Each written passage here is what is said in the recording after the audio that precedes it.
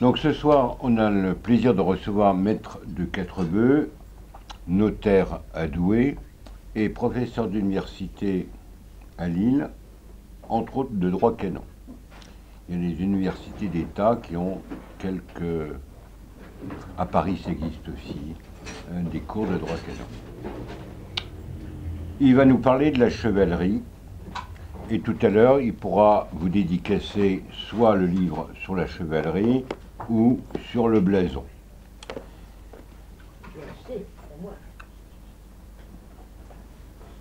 La chevalerie, les origines sont assez confuses. Des hommes violents, isolés bien souvent. Et c'est l'Église qui va humaniser la chevalerie et lui donner un code d'honneur. Puis il y aura les croisades, ou la Reconquista. Et lors des croisades, de nombreux ordres religieux, militaires, vont être fondés. Et certains subsistent encore aujourd'hui. Vers le XIVe siècle, la noblesse... Elle est assimilée, la chevalerie, à la noblesse. Et l'adoubement se transmet, c'est une tradition, par un adoubement, soit chevaleresque, donc un chevalier authentique peut adouber un autre, un quidam, soit un adoubement liturgique fait par un prélat, père abbé ou évêque. Donc ce soir, il va vous entretenir la chevalerie, de l'esprit chevaleresque. Et je pense qu'à notre époque, c'est bon de retrouver les valeurs fondamentales de ce qui a pu animer ces hommes. Défendre le faible, honorer la justice, défendre l'Église. Il suffit de reprendre l'épître de Saint Paul qui... dans la Sainte Liturgie, dans le rite catholique latin traditionnel, vous remettra en mémoire dans quelques semaines. Pour mener le combat, il faut revêtir l'armure. Et d'ailleurs, la confirmation, on l'a oublié, où on signe le confirmant de l'huile, c'est la marque du combat. Et aujourd'hui, c'est de plus en plus nécessaire. À vous, cher ami. Merci Frère Thierry, bonsoir mesdames et messieurs. Tout d'abord, une précision, cette conférence initialement avait été proposée à Pascal Gambirasio Dasseux, qui est l'auteur de l'ouvrage qui vous sera proposé tout à l'heure, qui est un véritable spécialiste de la chevalerie. Il vit à Limoges, c'était compliqué pour lui d'être là parmi nous aujourd'hui. Il m'a demandé, moi qui suis douaisien, un peu plus proche, de le suppléer. Je le fais évidemment avec moins de connaissances et moins de talent qu'il n'en a de la chevalerie. Et je le fais, le frère Thierry rappelait effectivement que j'exerce des fonctions d'enseignant, je le fais sous la forme pédagogique. Donc vous ne m'en voudrez pas si je suis probablement moins spirituel que ne l'eût été Pascal, parce que j'ai l'habitude de m'adresser à un public étudiant et donc j'essaie d'être à la portée de celles et ceux qui souhaitent découvrir une matière. Alors, je voulais commencer par quelques mots relatifs à la chevalerie historique, avant d'en venir à l'esprit de la chevalerie. C'était historiquement, le plus simplement du monde, si l'on peut dire, au Moyen-Âge, une forme de force militaire qui était composée d'hommes d'armes qui combattaient à cheval, d'abord au corps à corps à l'épée, puis en se munissant d'une lance. On trouve le terme de chevalerie dès le XIIe siècle en ancien français, et c'est tout simplement, évidemment, sans grande originalité, dérivé du mot cheval. Dès cette époque, évidemment, on sous-entend une distinction entre les chevaliers qui sont des combattants professionnels, qui sont des combattants d'élite, qui montent à cheval, et la masse de l'infanterie, puis de l'artillerie, qui sont des combattants ordinaires. Les chevaliers devaient démontrer des qualités de hardiesse, des qualités de générosité, que nous retrouverons de façon très commune à toute la chevalerie à travers les siècles et à tous les ordres de chevalerie. Évidemment, on songe aux Templiers, on songe aux Hospitaliers, et assez rapidement, comme l'a dit le frère Thierry, l'Église s'en est mêlée avec un certain nombre de vœux religieux qui se sont ajoutés à la simple qualité de combattant. Et puis peu à peu, effectivement, la chevalerie s'est alliée à la noblesse de souche et a fini par ne former qu'une avec la noblesse de souche. C'est sous l'influence de l'Église et de l'amour courtois que la chevalerie a développé ses valeurs, ses propres coutumes, qui ont été popularisées, si l'on peut dire, par les troubadours et les trouvères. La chevalerie, c'était d'abord historiquement une fraternité, ça a été ensuite un groupe social, et puis, enfin, c'est devenu une institution. Il y a, le frère Thierry l'a dit, un certain nombre de traditions qui sont particulières à la chevalerie, et bien sûr, on pense particulièrement à la cérémonie de l'adoubement. Et puis, la littérature a vanté les sentiments nobles de la chevalerie, la piété, l'humilité, la bravoure, la courtoisie, la largesse, la foi, l'honneur, et j'aurai l'occasion de vous en redire un mot tout à l'heure. On pense évidemment bien sûr à un certain nombre de grands personnages de la chevalerie chrétienne. On pense particulièrement à Godefroy de Bouillon. Et vous savez que Godefroy de Bouillon a refusé la couronne d'or lors de la prise de Jérusalem, considérant qu'il ne pouvait pas porter une couronne d'or là où le Christ, là géographiquement et spirituellement bien sûr, où le Christ avait lui porté une couronne d'épines. Et c'est pourquoi il a pris le titre d'avoué du Saint-Sépulcre, ce qui était une manière de démontrer que la Terre Sainte demeurait une possession du Christ et aussi du Saint-Siège. L'avouerie, l'avouerie étant à l'époque celui qui protège, qui représente pour les affaires temporelles une institution ecclésiastique. Donc il était celui qui représentait à la fois le Christ et le Saint-Siège dans la gestion temporelle de Jérusalem. C'est d'ailleurs ce geste qui a donné naissance à l'ordre équestre du Saint-Sépulcre de Jérusalem. On pense également, bien sûr, parmi les grandes figures de la chevalerie, à Philippe de Nanteuil. Philippe de Nanteuil qui a été une icône de la chevalerie européenne.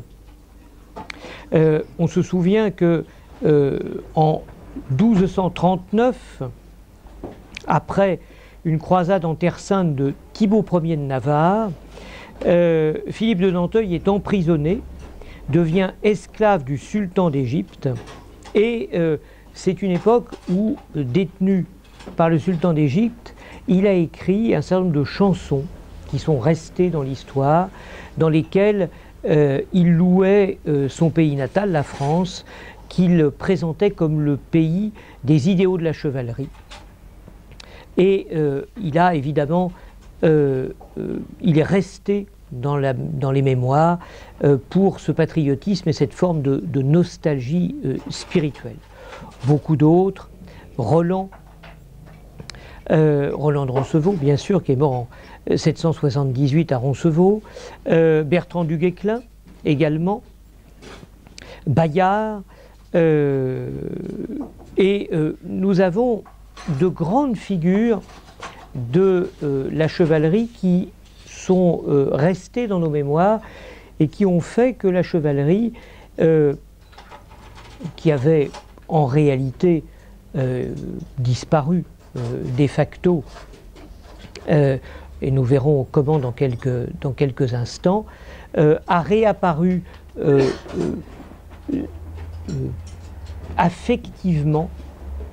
Alors, au XVIIIe siècle, On pense aux mémoires sur l'ancienne chevalerie en 1753, à l'histoire littéraire des troubadours en 1774, et puis aussi, il faut bien le dire, à Walter Scott avec Ivanhoe en 1819, qui a lancé vraiment la mode, qui a relancé ou qui a lancé la mode de la chevalerie. Alors je vous rappelle à ce point de mon propos qu'il existe 4 sortes de chevalerie. La chevalerie régulière, la chevalerie militaire, la chevalerie honoraire et la chevalerie sociale. La chevalerie régulière, c'est la chevalerie des ordres militaires où l'on prend un habit, où l'on porte les armes contre les infidèles et où l'on s'engage à protéger les pèlerins qui se rendent au lieu saint, à servir les hôpitaux où ils doivent être reçus et où l'on jure fidélité à l'Église. La formule de moine-soldat s'applique à cette chevalerie régulière, qui est une formule qui est tirée de Bernard de Clairvaux, qui, à propos des Templiers, évoquait effectivement, associait les mots de moine et les mots de Templier.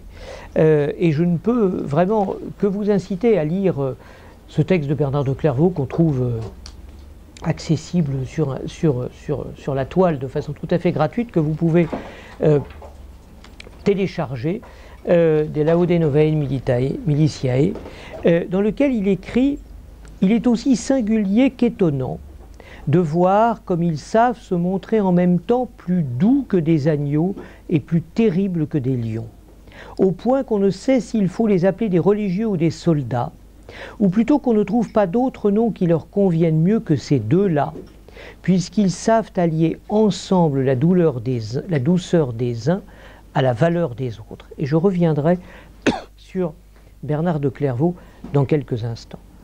Deuxième chevalerie, la chevalerie militaire. La chevalerie militaire, qui est celle des anciens chevaliers et qui s'acquiert par des faits d'armes. On les appelait milites dans les anciens titres, et les princes eux-mêmes se faisaient recevoir chevaliers. On leur ceignait l'épée et on leur chaussait des éperons d'or. Les chevaliers militaires sont des chevaliers laïques, ne font pas partie d'un ordre religieux, qui participent à un ordre de chevalerie, comme les ordres constitués en Europe par un suzerain. Ce sont ces cavaliers qui sont à l'origine de la chevalerie. Les chevaliers servaient dans l'armée de leur suzerain féodal, leur seigneur, leur roi, leur empereur. Ils suivaient un code d'honneur, inspiré des valeurs chrétiennes, protéger le faible et l'opprimé. Alors, cependant, ces chevaliers, bien souvent, se voyaient reprocher, comme le disait le frère Thierry d'ailleurs, d'être peu disciplinés, de chercher la gloire personnelle lors des opérations militaires et de charger en désordre à la vue de l'ennemi. C'est ce qui explique la réticence qu'a eu longtemps l'Église à l'égard de la chevalerie. C'étaient des chevaliers qui s'équipaient eux-mêmes en armure, en armes, en destriers, avec leur propre denier. Troisième type de chevalerie, la chevalerie honoraire, qui est la chevalerie que les princes confèrent aux autres princes et aux premiers de la cour, mais évidemment ce ne sont pas des combattants. Quatrième chevalerie, qui est une chevalerie temporaire qu'on appelle la chevalerie sociale. Ce sont en fait des chevaliers qui se rassemblent pour un objectif précis. Alors ils fondent généralement un ordre de chevalerie, mais qui n'est pas officiel, qui n'est pas reconnu, et une fois que leur but est atteint, eh bien leur ordre est dissous. Alors, que ce soit les uns ou les autres, ce n'étaient pas des guerriers à plein temps.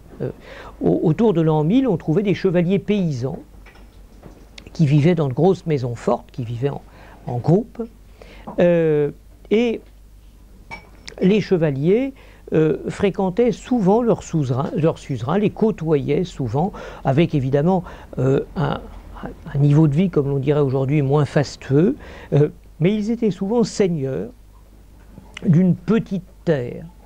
Et la chevalerie, au début du XIe siècle, a été un ascenseur social, mais un siècle plus tard, avec l'agrégation entre la chevalerie et la noblesse, la quasi-totalité des chevaliers sont issus de familles nobles, souvent les cadets célibataires et sans héritage, ou parfois les bâtards qui ont été reconnus par un père noble et qui s'engageaient les uns et les autres dans la chevalerie, puisqu'à l'époque le droit d'aînesse réservait l'héritage au premier fils né. Alors on trouve dès les alentours de l'an 1000 le terme latin miles, qui signifie guerrier, dans les écrits en latin médiéval, et c'est à cette époque qu'on voit apparaître ces trois ordres qu'on connaît, les hommes d'armes, les bellatores, les religieux, les oratores, et les paysans, les laboratores. Le combattant, le guerrier, le bellator, se caractérise par le fait qu'il se bat, et c'est ensuite qu'on voit apparaître celui qui se bat à cheval, l'eques, qui signifie un cavalier, qu'on voit apparaître au début du XIIe siècle.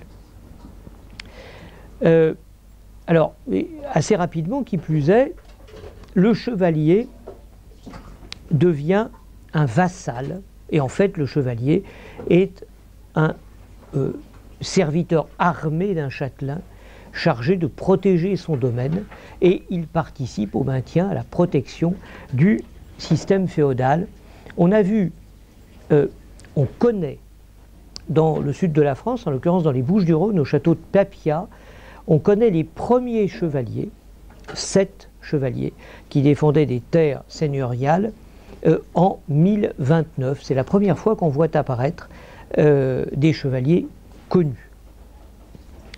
Donc, au fond, le seigneur s'entoure d'un groupe de soldats professionnels qui l'aident à maintenir l'ordre et à protéger les habitants de l'ensemble des assaillants. Évidemment, à ce titre, ils sont rémunérés, ils reçoivent une solde ou ils reçoivent des terres. Alors, c'est donc une catégorie socio-professionnelle, comme on dirait aujourd'hui, c'est une catégorie sociale à part entière, qui se situe en dessous de la noblesse, qui assez vite s'agrégera avec la noblesse, mais comme on l'a dit, ce seront les cadets de famille, donc évidemment, ça n'est pas tout à fait la noblesse. D'ailleurs, le chevalier n'a pas le droit d'ost, c'est-à-dire n'a pas le droit d'ost étant un des éléments du droit de ban, c'est-à-dire n'a pas le droit de former une armée. Alors, la principale difficulté du chevalier qui doit se procurer des armes, c'est un équipement coûteux. Il y a le cheval également qui coûte cher. Le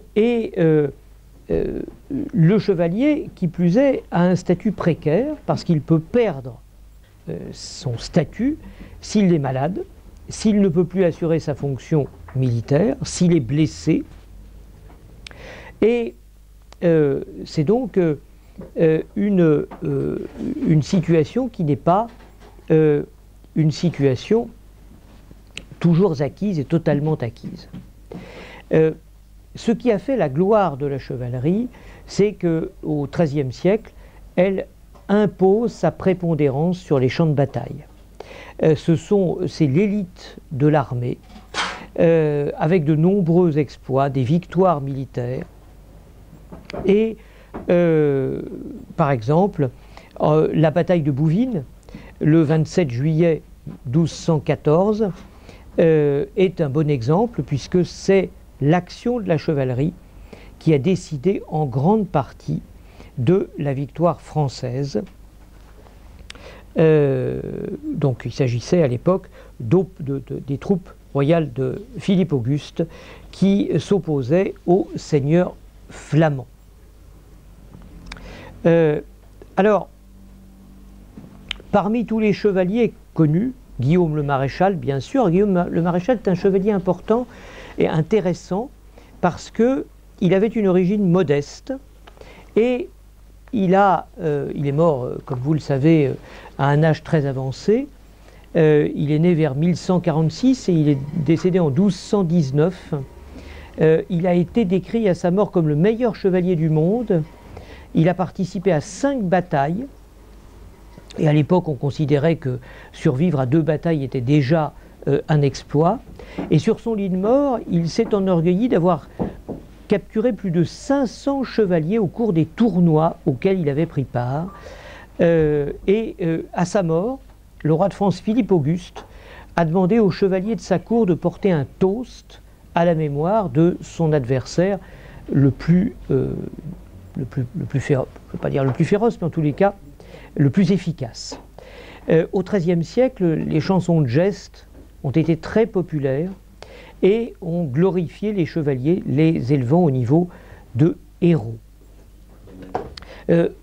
Au début du XIIIe siècle, d'ailleurs, en France, en Allemagne et dans d'autres royaumes d'Europe, on dispose par des législations royales qu'on ne peut plus accéder à l'honneur chevaleresque que si on est soi-même de lignée chevaleresque. C'était une tradition, cela devient une règle.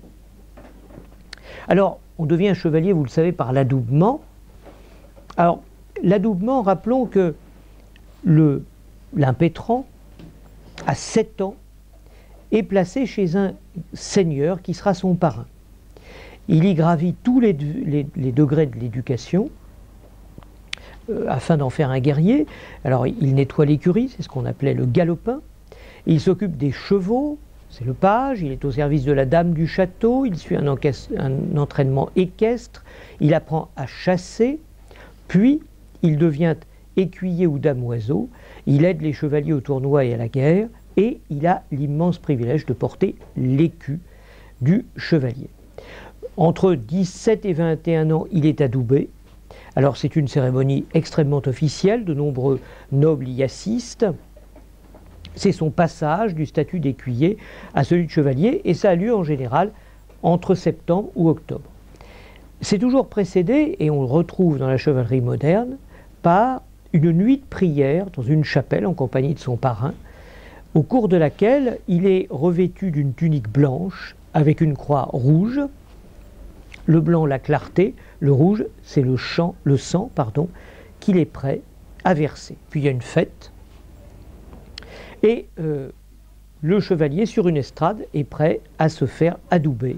Il s'agenouille, il prête à haute voix le serment des chevaliers, une main sur l'évangile. Ses armes de chevalier lui sont remises par son seigneur et parrain, bénies par un prêtre, et une fois revêtu de son équipement, il s'agenouille de nouveau pour recevoir l'accolade. Alors vous savez que l'accolade, en fait, c'est la collée. On a altéré la signification et la nature de l'accolade. En réalité, c'est la collée qui est un coup de plat d'épée que donne le nouveau chevalier, qui est donné, au nouveau chevalier. Et c'est accompagné dans la chevalerie moderne, parce que cela évoque, c'est lié en réalité. À l'époque, on donnait un soufflet aux témoins, afin, qui ne savaient pas, c'est une époque où on ne savait pas écrire, on donnait un soufflet aux témoins afin qu'ils se souviennent que les faits dont ils avaient été témoins fussent gravés dans leur mémoire. Et donc, si vous avez assisté à des cérémonies contemporaines d'adoubement, après l'adoubement, on frappe le nouveau chevalier entre les omoplates et on lui dit « et ceci pour que tu t'en souviennes ». Et c'est une continuation, une trace de cette époque où l'on effectivement frappait, on souffletait pour que le témoin fût assuré de se souvenir de ce qu'il ne savait pas lire et de ce dont il devrait se porter le témoin fidèle par la suite, ayant été ainsi marqué. Alors, l'accolé, donc, c'est le nouveau chevalier reçoit un coup d'épée sur le côté gauche du cou. Et en fait, l'accolé, ça vient de colle, hein, tout simplement. Et après la cérémonie, on organise des tournois. auxquels se joignent les chevaliers adoubés, les vassaux du seigneur, et un certain nombre de banquets. Alors, l'Église a voulu donner une portée idéologique à cette cérémonie. Bon, on reviendra sur cette intervention de l'Église qui voit dans la remise de l'épée non seulement le droit pour le chevalier d'assurer, et le devoir d'assurer la paix et l'ordre public, mais aussi de soutenir l'Église et de protéger les faibles. Et la fonction religieuse a vraiment, à l'époque, une place centrale dans l'exercice des fonctions du chevalier. Donc, le chevalier, c'est un professionnel de la guerre, c'est un soldat au service d'un seigneur, qui est propriétaire d'armes, et d'armes qui plus est sont souvent endommagées et qu'il doit remplacer, d'où le fait de devoir gagner de l'argent. D'où, évidemment, le développement des tournois et des joutes, qui sont à la fois une manière de gagner de l'argent, de s'entraîner, de s'amuser, et, il faut bien le dire également, de se distinguer auprès d'une dame et de séduire.